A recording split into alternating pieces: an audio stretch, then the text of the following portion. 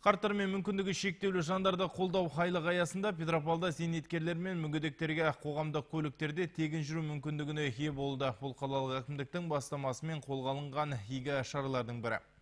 Қарттар күнінің маңызы егде тартқан қарияларымызға материалдық, әлеуметтік, тұрмыстық және басқа да көмек түрлерін көрсетуге назар аудару мәселелері болып отыр. Осы орайда қала әкімдігінің бастамасымен Петропавлдың зейнеткерлер үшін игі шара қолға алынды. Сегодня целый день пенсионеры. Бүгін қарттар күніне орай барлық зейнеткерлер қоғамдық көліктерде кез келген бағытта тегін жүре алады. Үлкендер жағы мұндай қолдауға разы, бір реттік болса да қаражатты аз-мұз үнемдеуге септейді олар. Қарттар күнінде міне қандай енді көп жетістіктер ғой, енді қарттардың еңбектері зор.